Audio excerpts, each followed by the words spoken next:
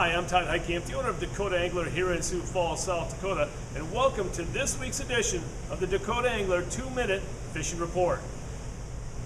Well, folks, Mother Nature hasn't done us any favors once again this past week. Some of us were dealing with rain, some of us with cold, some of us with the wind. In other words, fishing conditions were rather tough around eastern South Dakota this past week. But you know, with the cooler weather, that definitely has started to lower those water temperatures a little bit, and that is really something that we've all been waiting for, because that will start triggering that bite. And I think from here on out, the bite, especially the walleye bite and the perch bite, will get better week after week. And with that walleye bite, it's been fairly tough, as I mentioned. Some of the lakes that produce fish up in the Northeast included Opitz, and probably that's been the best bite up there. You have to, again, search and find those keepable fish. And remember, only 2 is your limit up there. Other lakes included Bitter when the wind wasn't blowing. Then otherwise, Wabay, Antelope, Hazelton, Lynn, Round, and Big Stone produced a few walleyes.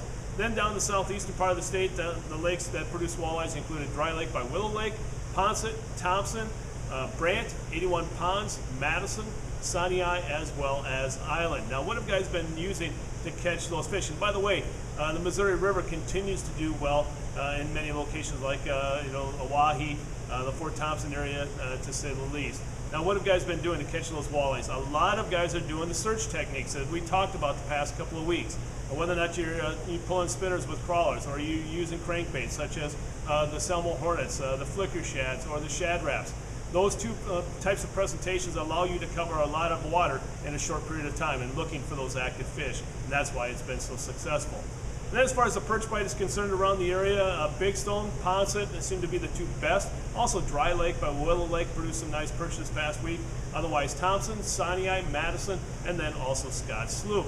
The bluegill bite, a lot of guys have been turning their attention to the bluegills and coming away with some really nice bulls this time of year. Those lakes included Pickerel, Buffalo, Big Stone, as well as Cochrane. Now, what have guys been doing to catch those fish? They are using baits such as waxworms, maggots, small minnows, as well as small green Belgian worms, which we have plenty of here at the store. Folks, in this week's edition of Todd's Tackle Tips, we're going to talk about something new. We're going to talk about making a difference. All too often I hear a lot of people, and even I ask myself, how can I make a difference today? Well, there's a lot of opportunities around us that we can truly make a difference if we only look for those opportunities. One way you can do that is to help me out. I've been asked to raise money for Kilts for Kids, which is a charity for the Ronald McDonald House. Folks, all of us sportsmen and fishermen can come together to make a difference in a family's life. That all too often, those facilities at Sanford and Avera hospitals are being used because their families are going through some illness or some medical issues that are beyond their financial control. All we can do at that point in time is lend them our financial support as well as our hopes and our prayers. And it's my prayer that none of you have to go through that type of situation, to say the least. I'm glad and I'm thankful for the health of my family, my kids and my family, as well as my extended family.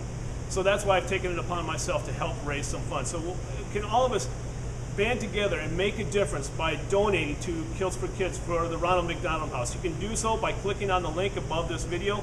And then when you fill out the donation form, put in there fishermen, South Dakota fishermen, Minnesota fishermen, and sportsmen. But let's just show the world that we truly do care for each of us around us.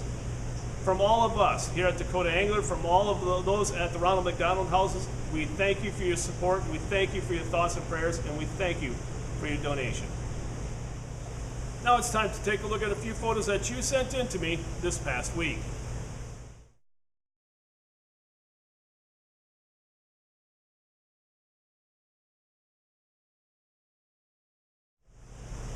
And remember, folks, if you'd like your photo included in next week's version of the 2-Minute Fishing Report, please send it to me. Send it to todd@dakotaangler.com or post it to our Facebook wall. And if I use your photo, your name will be entered into a monthly drawing for a $25 gift certificate.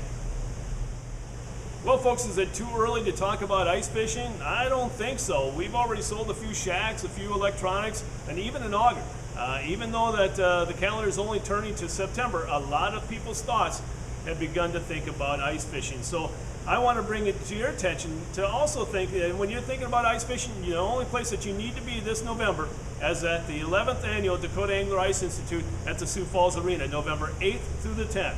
Folks, the Institute is bigger and better than ever before. We have over a dozen new vendors that you've never seen before at the Institute or anyplace else.